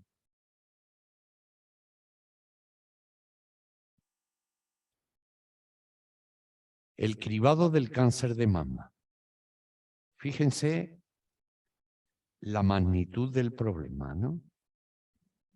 El grado realmente de desacuerdo entre todos los países. Estos son países de la Unión Europea. En Austria se empezó en el año 74, la edad por encima de los 40 años. En Bélgica, 2001, de 50 a 69. Si ven el listado de años, son absolutamente variables, pero es que el listado de edades también son absolutamente variables. ¿Y qué ocurre con el cáncer de mama? Volviendo a la Cochrane, ¿no? El cribado de cáncer de mama ha demostrado tener tanto beneficios como perjuicios. Todos pensamos que el cribado del cáncer de mama hay que hacerlo, sí o sí. Pero estos son datos. Si 2.000 mujeres son valoradas regularmente durante 10 años, una se beneficiará del cribado debido a que se evitará una defunción por cáncer de mama. 10 mujeres sanas serán diagnosticadas como pacientes con cáncer de mama y 200 mujeres sanas serán afectadas por una falsa alarma. No está tan claro lo de realizar el cribado del cáncer de mama, a pesar de que se utiliza prácticamente en todos los sitios, ¿no?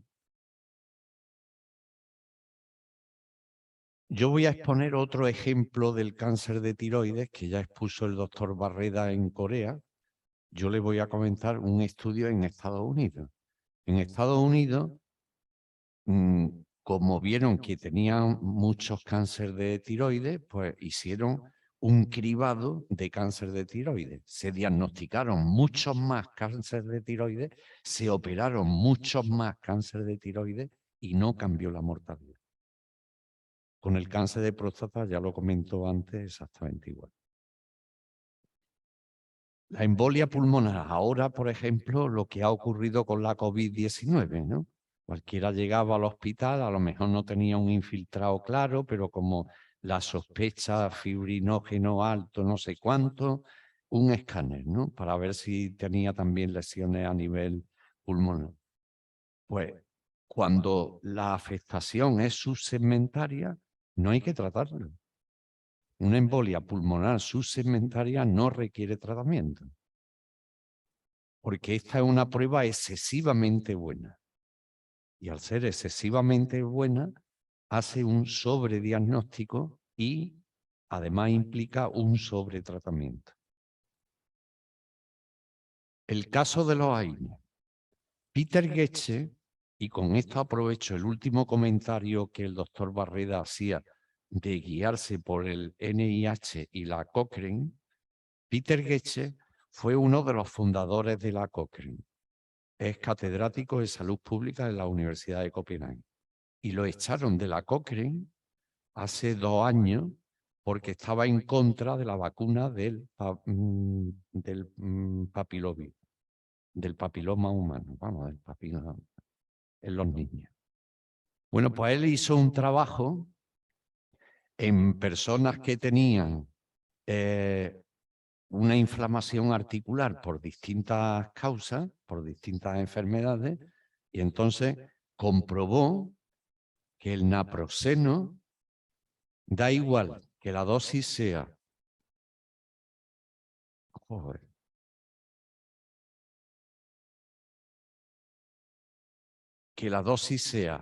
de 250 a 1.500 miligramos. Habitualmente nosotros en España utilizamos 500 miligramos cada 12 horas. Yo desde que leí esto y tengo conocimiento de esto, utilizo 250 cada dosis. Porque hace el mismo efecto y medía diariamente con 1 metro la inflamación articular que había, ¿no? La definición de enfermedades. Y redundando nuevamente, y perdonad que lo diga reiteradamente, la exposición tan excelente del doctor Barreda al inicio de esta mesa. Cambio de las enfermedades.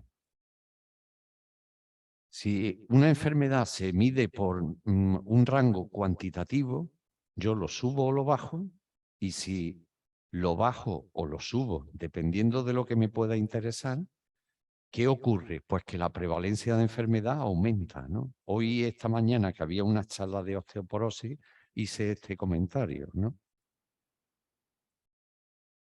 La osteoporosis baja en el T-score. La prevalencia que tenía previamente era de un 21%. Al bajar el T-score sube al 72%. El infarto de miocardio, con los criterios cuando recuerden que se quitó la CKMB, ¿no? Y se puso la troponina. Antes el diagnóstico era un 18% y ahora un 29%. El ovario, el síndrome de ovario poliquístico, de nuevos criterios del 7 al 11% y además hecho por el LIH. La prediabetes, lo mismo. De un 26% a un 50% y de un 26% a un 31%. O sea, cómo una nueva definición realmente impacta en la prevalencia de una enfermedad. Y en este artículo, publicado en JAMA en el año 2017, ellos dicen que la definición, una serie de parámetros, ¿no? Respecto al tema de la definición, ¿cuáles son las diferencias? Hay que pensar cuáles son las diferencias entre la anterior y la nueva. El número de personas afectadas, el disparador. ¿Cuál es el disparador para que se considere modificar la definición de una enfermedad? La capacidad pronóstica, la precisión en la definición, el beneficio y el daño que ocasiona, ¿no? Y estas son distintas iniciativas. Aquí no he incluido una iniciativa, y perdone que haga tanta referencia a lo que usted comentaba al principio, de que proponía el hacer una iniciativa de Choosing Wisely aquí en Perú, ¿no? Pues ahí yo no lo he puesto por conflicto de intereses, ¿no? Ya hemos publicado un Choosing Wisely ibero-latinoamericano en el que han participado todos los países de Latinoamérica y está en un libro, ¿no? Y no lo he puesto pues por lo mismo que comentaba anteriormente. Esto no me he vuelto loco haciendo esta diapositiva. No es una cosa que me haya entrado ahí, una cosa rara. La sobreutilización, el sobreuso, puede ser de medicación, de pruebas de cribado, como hemos visto, de test diagnóstico, de procedimientos terapéuticos, del lugar de cuidado y del final de la vida, ¿no? El sobrecribado está claro con lo que hemos comentado antes. La sobredetección, igual. La sobredefinición, la sobreventa. Todo esto ocasiona sobreventa. Y en definitiva, sobrediagnóstico, sobretratamiento y utilidad terapéutica. Y esta ya es la última diapositiva. En los años 70, el director de la Merck decía que el sueño de su vida era que se vendiesen pastillas como se consume chicle, ¿no? O sea, que tomemos pastillas. Antes, ¿qué ocurría? Pues había una enfermedad y se buscaba remedio terapéutico para esa enfermedad. ¿Ahora qué ocurre? Pues ocurre lo siguiente. Se crean primero los medicamentos, que son las drugs blockbuster, y después se ponen enfermedades a la venta. Me invento la enfermedad, pero antes he creado el medicamento. O se promocionan enfermedades, ¿no? Y luego les recomiendo dos artículos de no enfermedades. Uno del British Medical Journal del año 2002 y el otro, El arte y la ciencia de la no enfermedad, del New England del año 65. Yo, por ejemplo, lo digo personalmente por mí, yo no creo en la fibromialgia, no creo en el síndrome de fatiga crónica, porque los datos para diagnosticarlos son datos puramente subjetivos. Y entonces no cumplen un principio de la ciencia, de una de las dimensiones de la ciencia, que es la reproducibilidad y repetitividad. Por tanto, enfermedades que el diagnóstico sea subjetivo, le duele aquí, le duele en este de aquí, le duele abajo, le duele aquí, sí, me duele, fibromialgia. Vamos, lo digo en el caso de la fibromialgia, pero la fibromialgia yo creo que políticamente tiene que ser muy rentable, porque hay muchas asociaciones de fibromialgia y todos los gobiernos, o casi todos los gobiernos, hacen guías de práctica clínica de fibromialgia y atienden muy bien a las personas con fibromialgia, porque en definitiva yo creo que están buscando un electorado. Bueno, pues con esto concluyo y muchas gracias.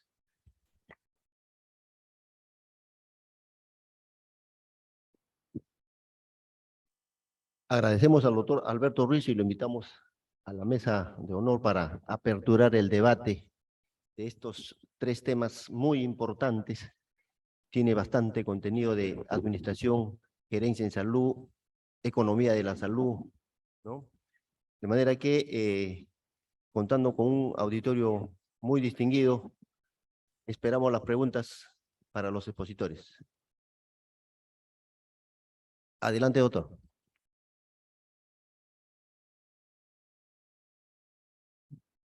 La pregunta va dirigida para el doctor Barrera y para el doctor, el final, el doctor Ruiz.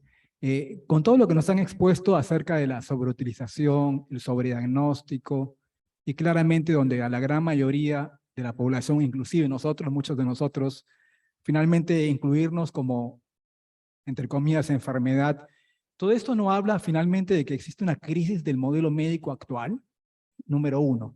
Y eso no significaría entonces que tendríamos que replantearnos el modelo médico, porque finalmente si terminamos tratando a un sano como enfermo, es que hemos perdido el sentido de la medicina por el cual fue hecha, ¿no? Y tal vez el modelo médico actual de la MBA, que es la panacea, ¿no? Y el que no pueda seguirlo termina siendo un paria, digamos, no evidencia, tal vez que tendríamos que replantear un modelo mucho más amplio, mucho más integral. Es la pregunta que suelta Rueda, ¿no?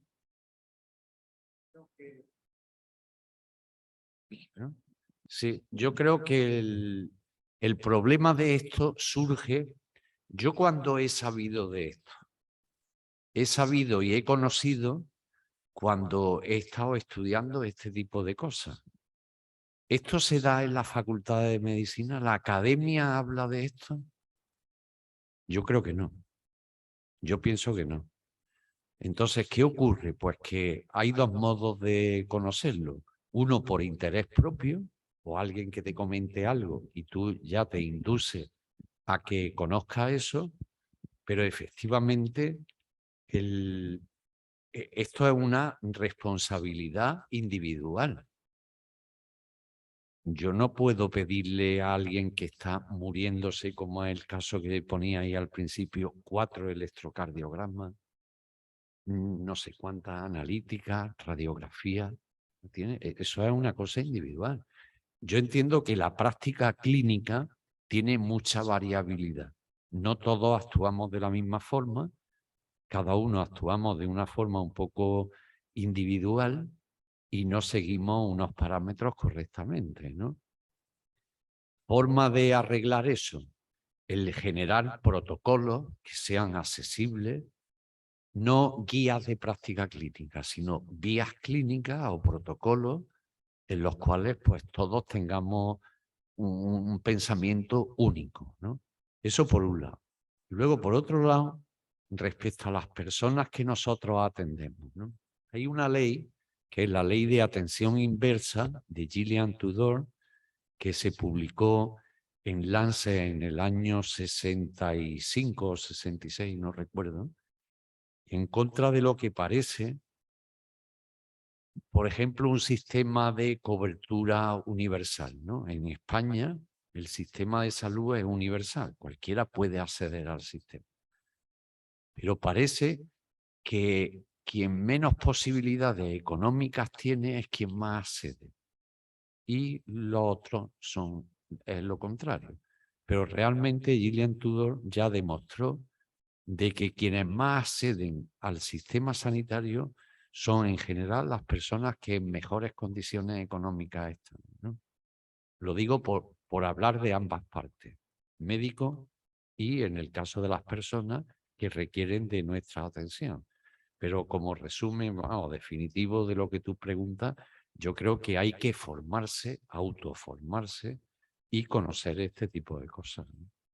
Y lógicamente, aparte de eso, esto tiene que empezar desde que uno empieza a estudiar medicina. Yo creo que existe una brecha, al menos en España, importante entre la academia y la realidad. Sí.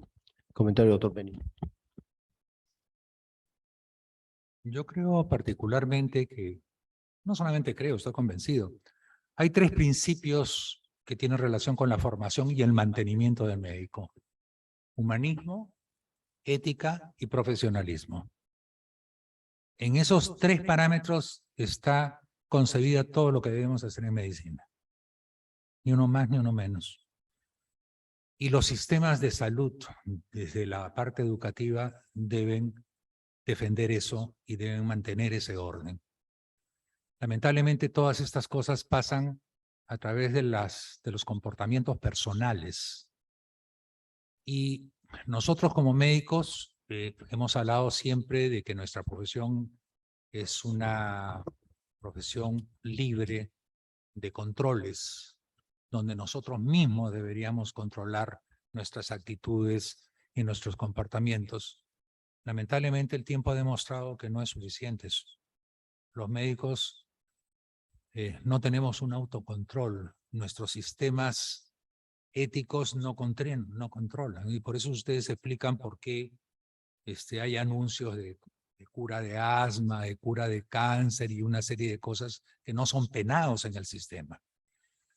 Entonces, la medicina está hecha de una serie de problemas, como lo hemos mencionado en la tarde de hoy, y se necesita mucho criterio de balance, mucha honestidad del médico para no caer en los extremos de sobrediagnóstico y sobretratamiento y no caer en inercia tampoco, porque tampoco es justo. No se trata de sobretratar a los pacientes, se trata de darles lo que realmente ellos necesitan. Y eso pasa por la honestidad del médico, por la formación del médico también. Entonces, tenemos que hacer una autocrítica nosotros mismos, ¿no? Para poder valorizar los actos que nosotros hacemos en el día a día, que no siempre son los correctos, ojo. Doctor Barreda, Sí, su gracias. comentario, por favor. Brevemente también, como verdad es un problema que reviste muchas aristas, pero el principal meollo del problema es tomar conciencia de él. Durante muchos años vemos pasar la evolución de la enseñanza médica y estamos encontrando factores que están influenciando externamente nuestro crecimiento. Si no nos percatamos de esos factores, si seguimos simplemente la línea que externamente nos están imponiendo, tanto a nivel universitario como después durante la carrera, las cosas no van a cambiar. Tenemos que crear conciencia. Y ese es un elemento clave para poder realmente hacer modificaciones. Pero podemos partir incluso del back to basics, como ha dicho el doctor Payne y el doctor Ruiz. Empecemos por lo básico, que es la enseñanza universitaria. Debemos colocar en los cursos universitarios formas en las que no creamos todo lo que nos dicen o nos entran por las orejas, ¿no? Primum non nocere ya tiene que ampliarse como un criterio. Ya no es primero no hacer daño. O sea, no es solamente no hacer daño por hacer algo que le vaya a perjudicar al paciente. Primum non nocere también debe ser entendido como no estar pidiendo cosas innecesarias. El estar haciendo cosas innecesarias a una persona cuando no tiene la enfermedad o cuando no es una enfermedad que no requiere mayor control, es someterlo a una serie de estrés. Es primero rotular a la persona. Tienes esta enfermedad. En el caso del doctor Luis que mencionó predemencia. Cuando le dicen a alguien que tiene predemencia, ya, todo el mundo lo catalogó como loquito. No importa que pasen 20 años y ese deterioro jamás se presentó, ya lo catalogaron. Después le empiezan a hacer pruebas, irradiación, sangre, después procedimientos invasivos en caso de próstata, cistoscopía, empiezan las infecciones, las fístulas, etc. ¿Todo para qué? Para no variar ni un ápice ni la mortalidad y más bien incrementar la morbilidad con las complicaciones de los procedimientos. Y empezar a tratamientos que hoy por hoy, y eso es algo que yo en todo caso como posición fija tengo, se basan en ensayos clínicos donde no se alcanzan significancias clínicas, sino significancia en lo que se llama las famosas variables subrogadas. El paciente mejoró porque tiene una sobrevida libre de progresión de 4 meses. Pero sobrevida global, se murieron igual los 2 brazos. Entonces, ¿de qué sirve que el tumor ya no creció 2 centímetros, sino 1.8 centímetros, si los 2 brazos del grupo se murieron los 4 meses? Entonces, tenemos que, una vez más, revisar críticamente la literatura y tomar nuestras decisiones en base a eso, pero tenemos primero que tomar conciencia, segundo, mejorar el sistema de educación, ¿no? Y tercero, tratar de articular entre el médico y los diferentes niveles prestacionales y normativos para que las cosas empiecen a cambiar. Un comentario añadido muy breve, ¿no? ¿Ustedes saben cómo se define el oncólogo valiente? ¿Lo conocen? El oncólogo valiente es el que pone quimioterapia hasta en la capilla ardiente. ¿Alguna pregunta, doctora? Adelante, doctora.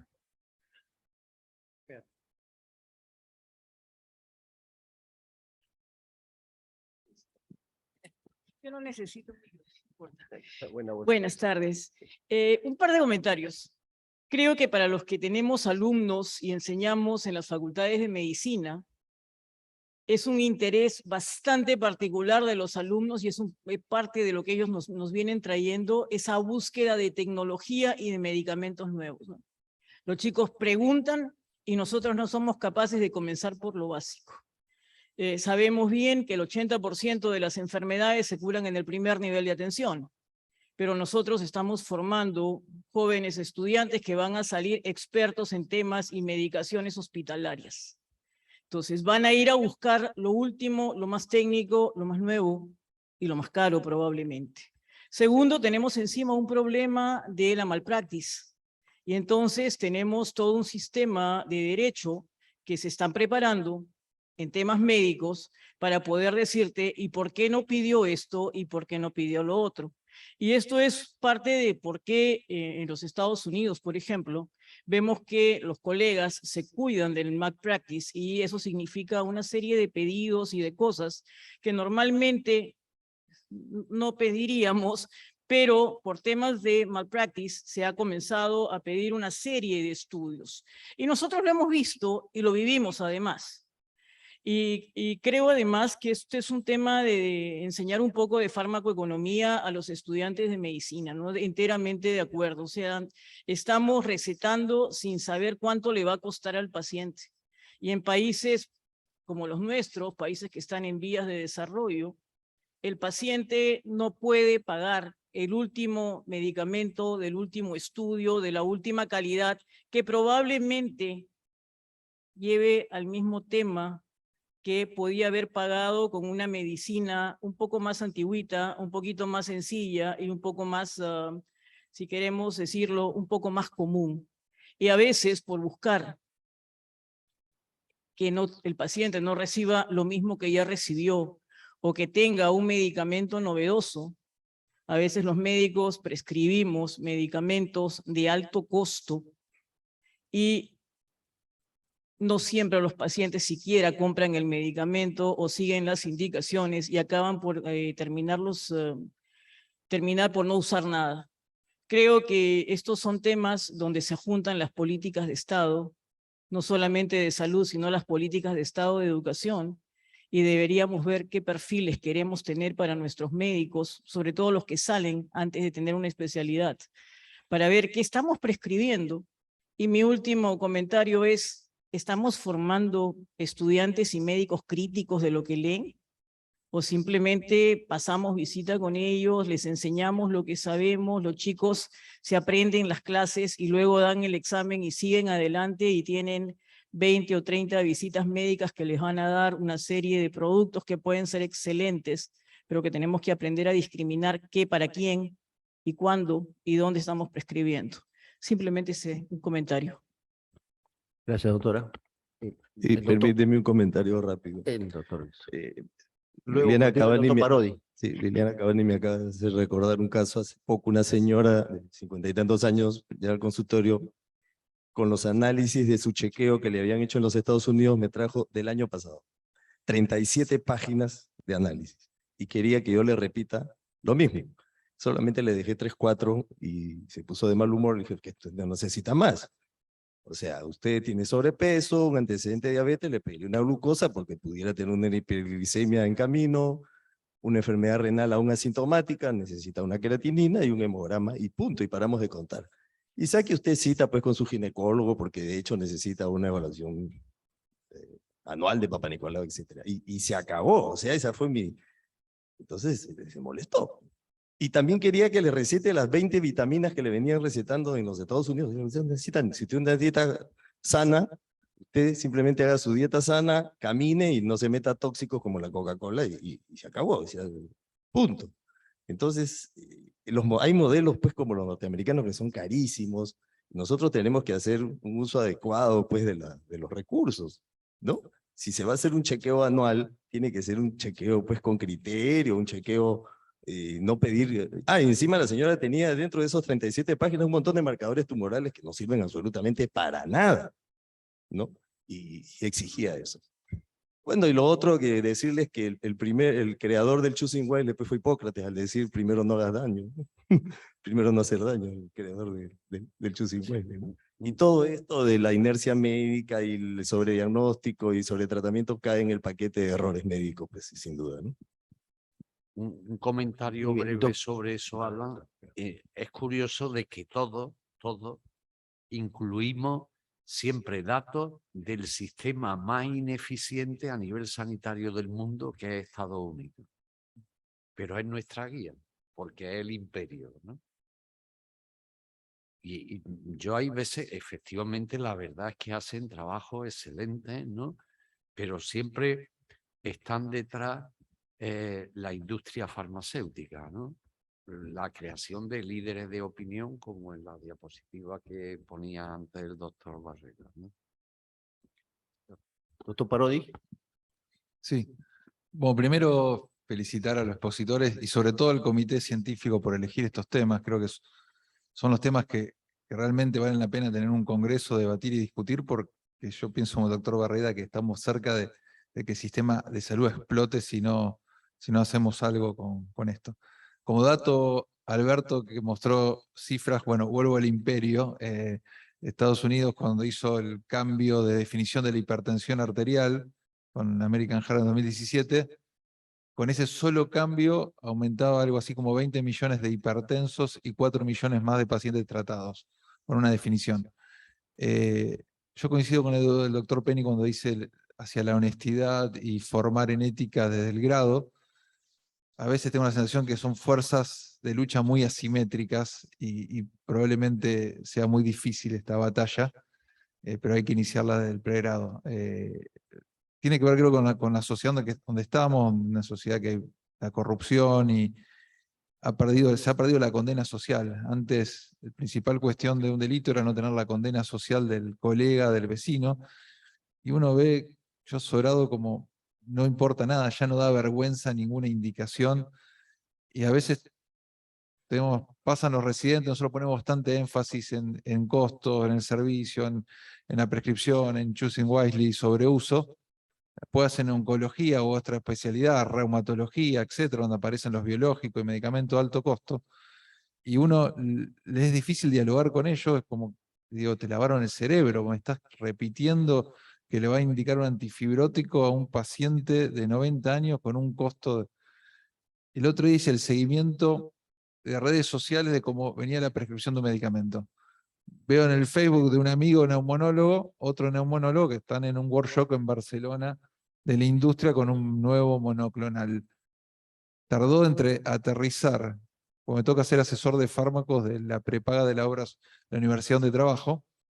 Entonces, pude observar que en menos de 48 horas ya había indicado el nuevo biológico para el asma, que pasó de $5.000 mensuales a uno de 15.000, con toda una explicación ya entregada, prearmada por la industria, de por qué está indicado ese fármaco. Y cómo luchar con eso es sumamente difícil, y uno ve que en Argentina estamos en un 70% de inflación anual, los medicamentos llegaron a un 300%, y los honorarios médicos a un 20%, es decir, que quedaron 50% atrás de la inflación.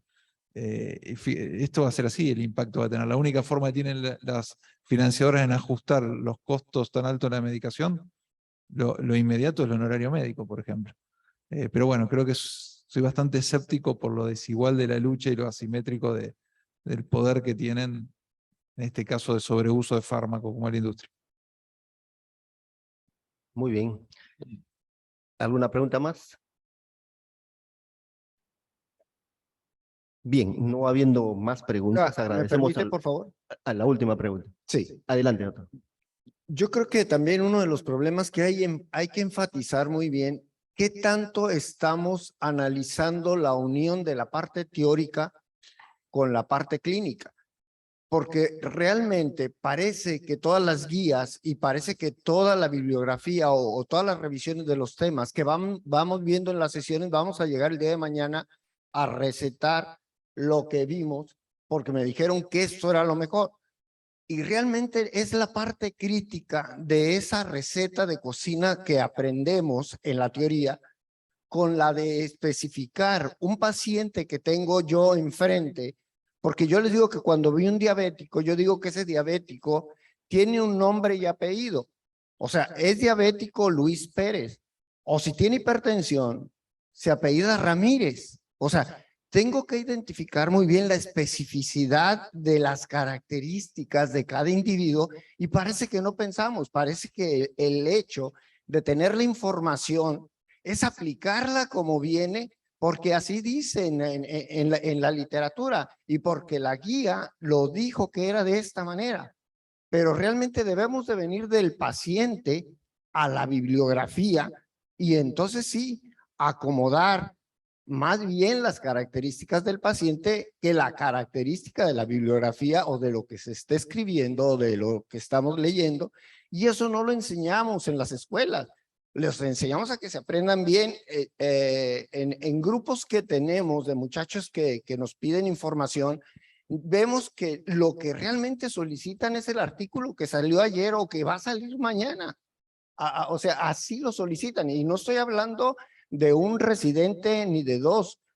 Es un grupo de más de 250 residentes de medicina interna que el 80% de lo que piden, uno revisa y dice, le pasan a uno el DOI y uno ve, es el artículo que va a salir mañana. Y uno dice, ¿para qué quieres leer el artículo de mañana si no has leído el de ayer? Entonces yo creo que también hay que ir pensando, como lo decía el doctor Parodi, debemos discutir en los congresos, más que estar repitiendo diabetes, hipertensión y estar repitiendo todo esto, este tipo de discusiones y que las nuevas generaciones escuchen este tipo de situaciones y realmente es un grito que se debe ya escuchar y no planear y comentar y hacerlo. Hay que hacerlo. Rodolfo, la respuesta a todas las cuestiones que tú haces a las 5 de la tarde la voy a dar. Por eso vine. Muy bien, agradecemos al doctor Ruiz, al doctor Penny y al doctor Barreda. Y pasamos al break, por favor.